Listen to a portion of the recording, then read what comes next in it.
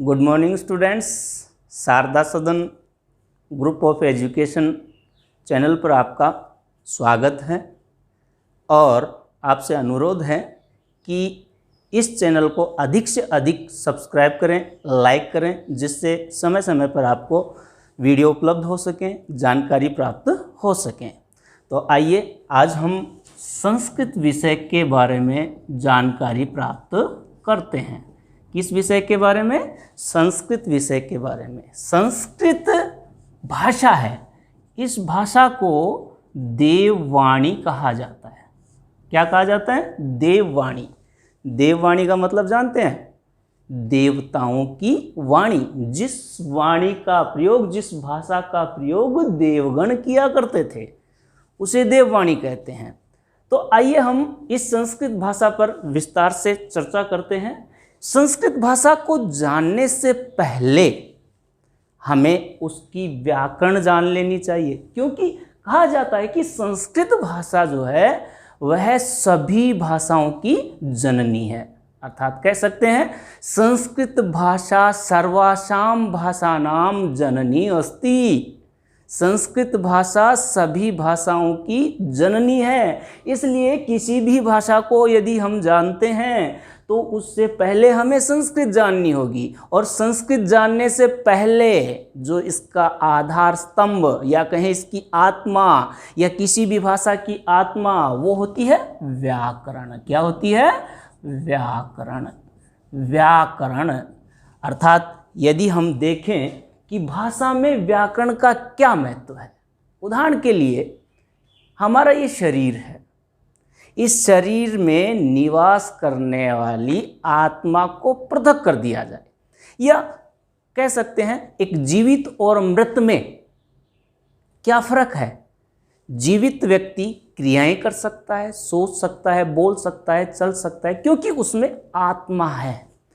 और जब आत्मा शरीर को त्याग देती है तो वो मृत हो जाता है, यानी वह केवल एक मांस का पिंड बन जाता है। सेम वैसी स्थिति व्याकरण की होती है किसी भी भाषा में। इसलिए कह सकते हैं कि संस्कृत भाषा में भी व्याकरण का महत्वपूर्ण रोल होता है, महत्वपूर्ण स्थान होता है।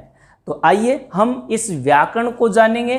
तो इस व्याकरण को जानने के लिए या किसी भी भाषा की व्याकरण को जानने के लिए 3 ही सोपान होते हैं। कितने सोपान होते हैं? 3 सोपान होते हैं, 3 स्टेप होते हैं। कौन कौन से? पहला होता है वर्ण। कौन सा होता है? वर्ण। दूसरा होता है शब्द। कौन सा होता है? शब्द। और तीसरा होता है वाक्य। कौन कौन से स्टेप होते हैं? वर्ण, शब्द और वाक्य। यानी कह सकते हैं कि भाषा का प्रारंभ यदि हम करते हैं तो सबसे पहले किसको सीखना पड़ेगा? हमें वर्ण को सीखना पड़ेगा। किसको सीखना पड़ेगा? वर्ण को। वर्ण सीखने के बाद में, वर्ण की जानकारी प्राप्त करने के बाद में हमें क्या सीखना पड़ेगा? शब्द सीखना पड़ेगा। यानी वर्णों का समूह जब शब्द बनने लग जाएगा, अर्थ देने लग जाएगा, फिर हम शब्दों से किसका निर्माण करेंगे? वाक्य का। तो वाक्य की जानकारी प्राप्त कर लेते हैं तो उस भाषा की जानकारी मिलने प्रारंभ हो जाती है। इसलिए आज हम किस विषय पर डालेंगे फोकस? वर्ण पर डालेंगे। वर्ण, इसे हम अक्षर भी कहते हैं, लेकिन ये दोनों अर्थ में भिन्न है। साधारणतः तो ये समानार्थी लगते हैं, लेकिन दोनों भिन्न हैं। क्या क्या? वर्ण और अक्षर। वर्ण किसे कहते हैं? मुख से निश्रित, मुखात निश्रित, मुख से निश्रित अखंडित ध्वनि, मुखात निश्रित अखंडित ध्वनि इति वर्ण कथ्यते। वर्ण कहलाता है। जबकि अक्षर न क्षरणम इति अक्षर है, जिसका क्षरण नहीं होता वह अक्षर कहलाता है। इसलिए थोड़ा सा अंतर है इसमें। किसमें? वर्ण और अक्षर में। अब आइए बात करते हैं वर्ण कहाँ से पैदा हुए। हमने ये तो जान लिया है कि भाई सभी भाषाओं की जननी संस्कृत है, ये जान लिया, बहुत अच्छा है। संस्कृत भाषाओं की जननी संस्कृत, सभी भाषाओं की जननी संस्कृत है, लेकिन संस्कृत की भी तो उत्पत्ति हुई होगी कहीं, कहाँ से जन्म हुआ संस्कृत का? तो कहते हैं आचार्य पाणिनि इस संस्कृत के महान विद्वान हुए हैं, संस्कृताचार्य हुए हैं। उन्होंने स्पष्ट किया है कि सबसे पहले सर्वप्रथम भगवान शिव, कौन है? भगवान शिव ने तांडव नृत्य किया। इस सृष्टि का संहार करने के लिए कौन सा नृत्य किया? तांडव नृत्य किया। तांडव नृत्य करते समय उसके हाथ में आप लोगों ने देखा होगा, आप सीरियल भी देखते हैं, आप टीवी भी देखते हैं, आप तस्वीर भी देखते हैं। उस तस्वीर में शिव के हाथ में त्रिशूल और उसके ऊपर एक डमरू होता है, आपने देखा होगा। उस समय नृत्य के दौरान उसने डमरू बजाया। कितनी बार बजाया? 14 बार बजाया। कितनी बार बजाया? 14 बार बजाया। उससे 14 ध्वनियाँ निकली।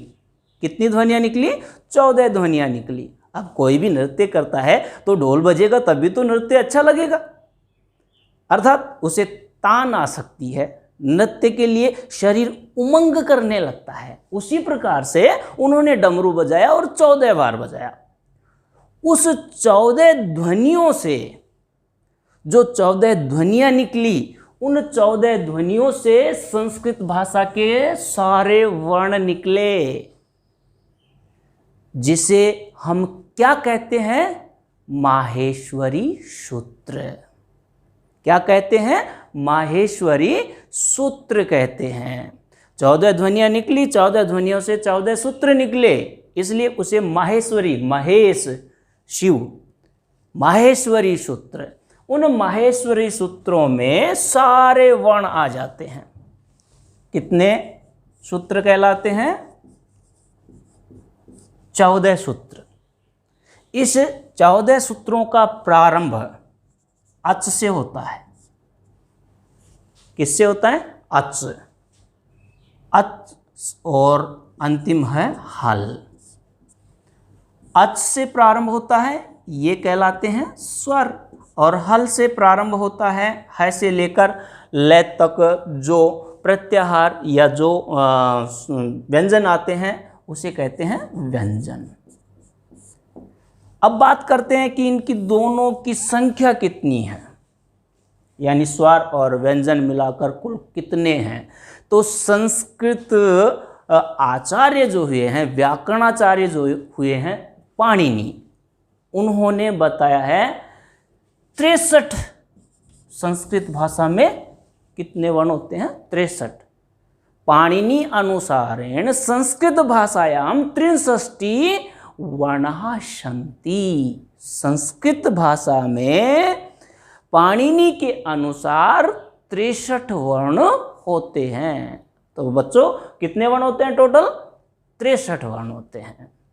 अब ये 63 वर्ण जो हैं, इन 63 वर्णों का उच्चारण स्थान कहाँ से ये पैदा होते हैं? इस मुख में जो अलग अलग अवयव हैं, उन अवयवों से ध्वनि टकरा कर बाहर निकलती है, वो उसके उच्चारण स्थान होते हैं। तो पाणिनि ने बताया है कि संस्कृत वर्णों के 8 उच्चारण स्थान हैं। उच्चारण स्थान कितने हैं? उच्चारण स्थान, उच्चारण स्थान कितने हैं? 8 हैं। कितने हैं? 8 हैं। अब ये 8 उच्चारण स्थान कौन कौन से हैं, उनके बारे में मैं बताता हूं आपको। तो देखिए बच्चों, 8 उच्चारण स्थान कौन कौन से हैं, उन 8 उच्चारण स्थानों के बारे में हम चर्चा करते हैं, और उसके बाद में उन उच्चारण स्थानों से कौन कौन से वर्ण किस उच्चारण स्थान से उत्पन्न होते हैं, उनके ऊपर हम चर्चा करेंगे। सबसे पहला नंबर 1 कौन सा है? उरह। कौन सा है पहला? उरह। नंबर 2 शिरः, उरः शिरः। नंबर 3 कंठ है, कौन सा है? कंठ है। नंबर 4 ओष्ठ है, ओष्ठ ओष्ठो, क्योंकि द्विवचन में आएगा ओष्ठ। नंबर 5 दंतः, क्या है? दंतः। नंबर 6 जिह्वा मूलम, जिह्वा मूलम, कौन सा होता है? जिह्वा मूलम। उरः शिरः कंठः ओष्ठो दंतः जिह्वा मूलम। नंबर 7 नासिका, नासिका, कौन सा होता है? नासिका। नंबर 8 तो हाँ बच्चों, 7 नंबर नासिका। 8वां नंबर है,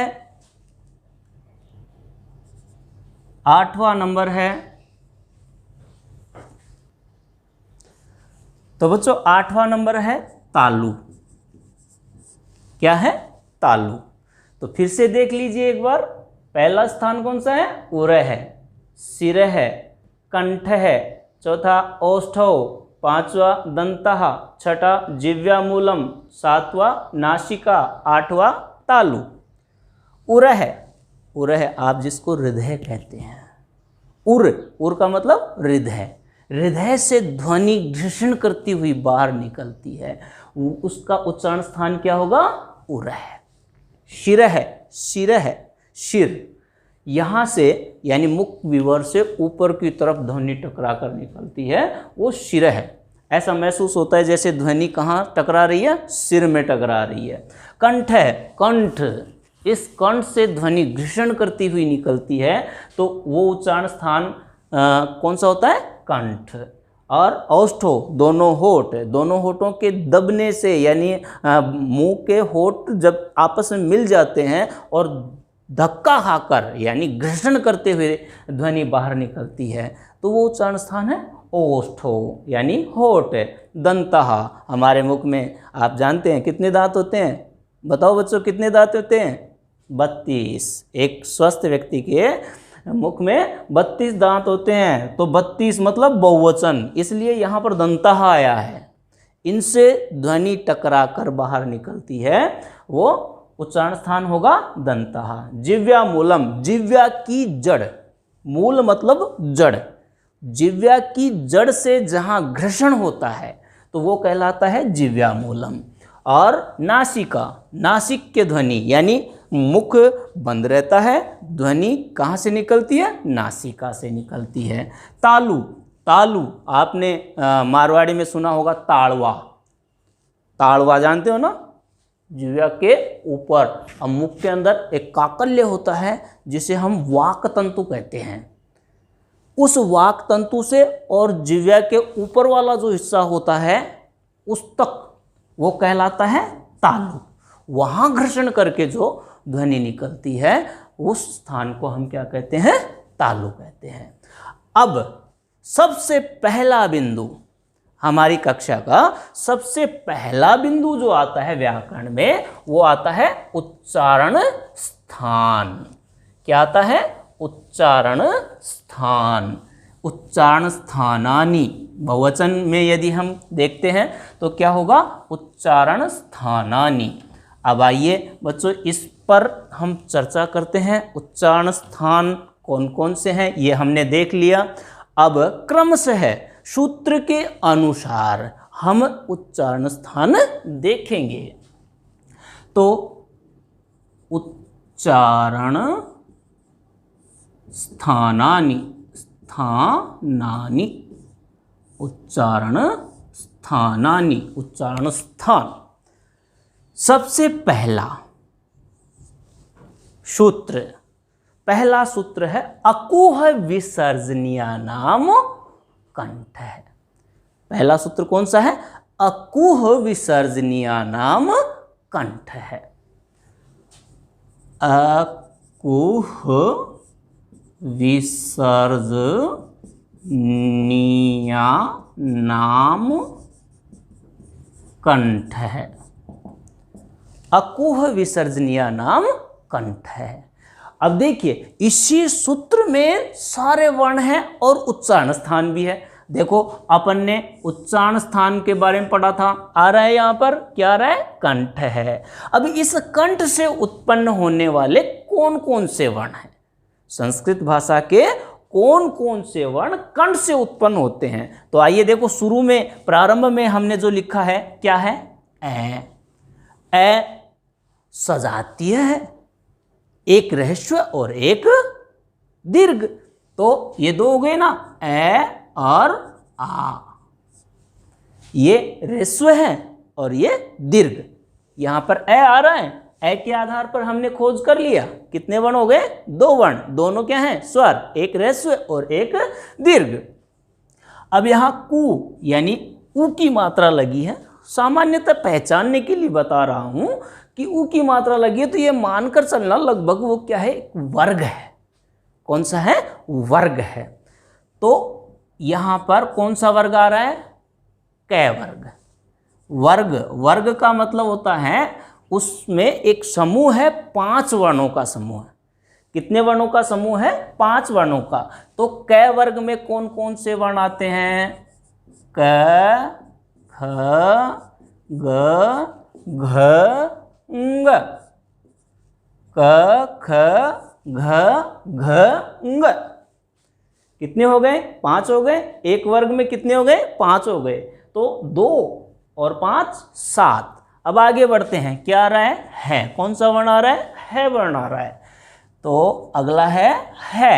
आगे देखिए विसर्जनीय नाम, यहां पर या नाम, ये तो बहुवचन बनाया गया है, विसर्ज यहां पर जय आ रहा है, जय की जगह विसर्ग ग आएगा, क्यों, यहां संधि हुई है, वो बात की बात है। तो यहां पर आ रहा है विसर्ग, क्या आता है, विसर्ग। विसर्ग का चिन्ह आप जानते हैं कौन सा होता है, ऊपर नीचे 2 नुक्ते लगे होते हैं, ये विसर्ग है। तो कितने यहां कंठ से कितने वर्ण उत्पन्न हुए हैं, काउंट करते हैं, ए आ कै वर्ग यानी 2 और 5 7, एक 8 और एक 9। कितने वर्ण हो गए, ये 9 वर्ण। इन 9 वर्णों का उच्चारण स्थान क्या होता है, कंठ। क्या होता है, कंठ। समझ में आ रहा है बच्चों, कंठ से उत्पन्न होने वाले कितने वर्ण हैं, 9 वर्ण हैं। कौन कौन से, ए आ कै वर्ग है और विसर्ग, ये 9 वर्ण हैं। कहां से उत्पन्न होते हैं, कंठ से। इसका सूत्र क्या है, अकुह विसर्जनीय नाम कंठ है। क्या है, अकुह विसर्जनीय नाम कंठ है। इस आधार पर हम संस्कृत में कह सकते हैं, अस्य सूत्रे, इस सूत्र में 9 वर्ण, 9 वर्ण जायते उत्पन्न होते हैं। कहां से, कंठ है, कंठ से। कंठ से 9 वर्ण उत्पन्न होते हैं। बच्चों समझ में आया ना। अब दूसरा देखते हैं, नंबर 2, इचु यसानाम तालु। इचु यसानाम तालु। दूसरा सूत्र है इचु यसानाम तालु। इचु यसानाम तालु। तो इसका उच्चारण स्थान क्या होगा, बताइए बच्चों, क्या होगा, तालु। क्या होगा, तालु। तालु से उत्पन्न होने वाले, यानी तालु जो उच्चारण स्थान है उससे उत्पन्न होने वाले वर्ण क्या कहलाएंगे, तालव्य। कंठ से उत्पन्न होने वाले कंठ है। तालव्य वर्ण कौन कौन से होते हैं, इस पर चर्चा करते हैं। देखिए आइए, इसमें क्या है, ई सजातीय होता है, एक ह्रस्व होता है और एक दीर्घ होता है। तो दोनों आ जाएंगे, ई। अब आगे देखिए, मैंने आपको बताया था ऊ की मात्रा लगी हुई है, इसका मतलब ये एक वर्ग है। तो कौन सा वर्ग आ गया, चय वर्ग। कौन सा वर्ग आ गया, चय वर्ग। अब बताइए चय वर्ग में कितने वर्ण होते हैं, 5 वर्ण होते हैं। कौन कौन से, चय, छ, ज, झ, आ, ञ। च, छ, ज, झ, ञ। कितने वर्ण हो गए? 5 वर्ण हो गए च वर्ग में। अब आगे देखिए, ये हो गया। अब आगे क्या है? य। आगे कौन सा वर्ण है? य। और इसके आगे देखते हैं तो वर्ण है श। कौन सा वर्ण है? श। तो कितने हो गए ये टोटल? काउंट कीजिए, कितने हुए? 2 और 2 और 5 7, 7 और 2 9। ये 9 वर्ण है। कितने? 9 वर्ण। कहाँ से उत्पन्न होते हैं? तालु से। तालु से उत्पन्न होने वाले वर्णों को क्या कहते हैं? तालव्य। कंठ से उत्पन्न होने वाले वर्णों को क्या कहते हैं? कंठ। इनको तो हम क्या कहेंगे? कंठ। और इनको हम क्या कहेंगे? तालव्य। समझ में आया बच्चों? तो कितने सूत्र हो गए आपके? 2 सूत्र हो गए। अकुह विसर्जनीया नाम कंठ है, इचु यसा नाम तालु।